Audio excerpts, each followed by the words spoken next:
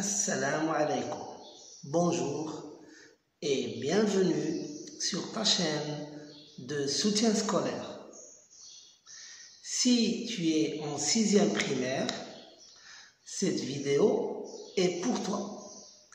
Alors, installe-toi confortablement et suis-moi jusqu'à la fin.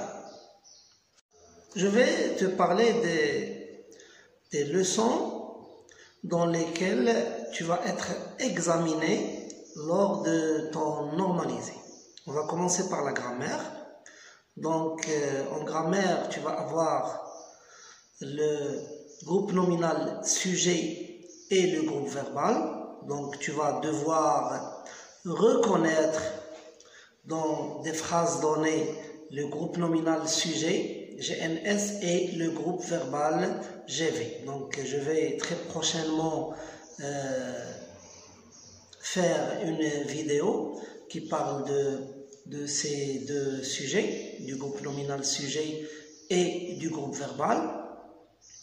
Tu vas aussi avoir les adjectifs qualificatifs que tu dois reconnaître aussi dans des phrases données, mais tu dois aussi savoir si c'est des adjectifs épithètes ou attributs. Donc je vais consacrer une vidéo pour distinguer les adjectifs épithètes et attributs. Nous allons aussi voir les compléments d'objets directs et indirects. Je vais aussi, avec l'aide de Dieu bien sûr, consacrer une petite vidéo qui nous montre comment reconnaître le complément d'objet direct et le complément d'objet indirect et comment les distinguer. Il y aura aussi les compléments circonstanciels, donc de lieu, de manière et de temps. Je vais aussi consacrer une vidéo dans laquelle on va voir comment reconnaître ces compléments circonstanciels. Il y aura aussi la leçon de la cause. Donc nous allons devoir exprimer la cause. Donc on va nous donner deux phrases et nous allons former avec les deux phrases une seule phrase et lier les deux idées qui sont dans les deux phrases, qui sont exprimées par les deux phrases, par une expression de la cause. Donc, il y aura aussi une vidéo qui parlera de la cause.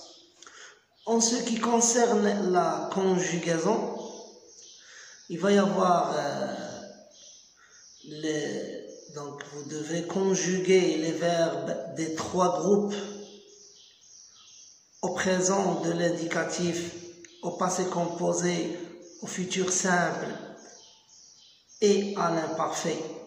Donc ça c'est pour les temps de l'indicatif. Aussi il faut savoir conjuguer les verbes des trois groupes au conditionnel présent. Et je crois, je vais vérifier si on va aussi vous demander. Donc le conditionnel présent, donc il n'y aura pas l'impératif présent, donc c'est tout. Donc je répète, je reprends. Donc en conjugaison, il va y avoir le présent de l'indicatif, le futur simple, l'imparfait, le passé composé et le conditionnel présent, donc pour les verbes des trois groupes. Donc je vais faire une vidéo dans laquelle on va parler du futur simple et du présent de l'indicatif. Pour le conditionnel présent, le passé composé et l'imparfait, j'ai déjà fait des vidéos que tu peux consulter sur ces sujets, sur le conditionnel présent, le passé composé et l'imparfait.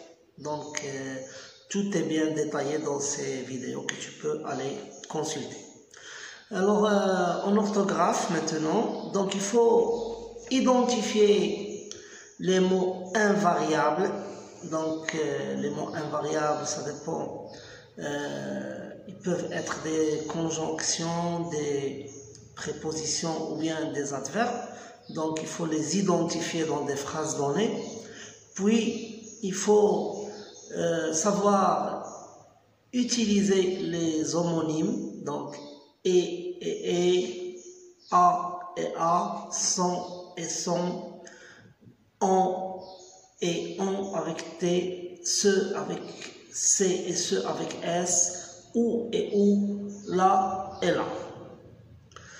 Et en dernier lieu, il va y avoir l'adjectif qualificatif et son accord avec le nom qu'il qualifie.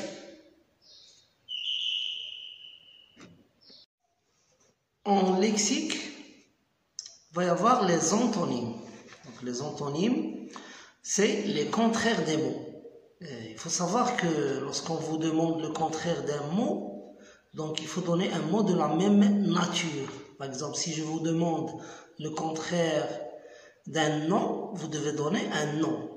Si je vous demande le contraire d'un verbe, vous devez donner un verbe. Et pour l'adjectif, c'est la même chose. Et aussi pour l'adverbe. Je vais faire une vidéo très prochainement dans laquelle on va donner des exemples de quelques antonymes. Comme ça, on fait un petit peu la distinction. Il y a aussi le texte qu'on va vous donner, que vous devez lire pour comprendre et que vous devez déterminer le type du texte. Donc, il y a 4 types de textes que vous avez vus durant vos études primaires.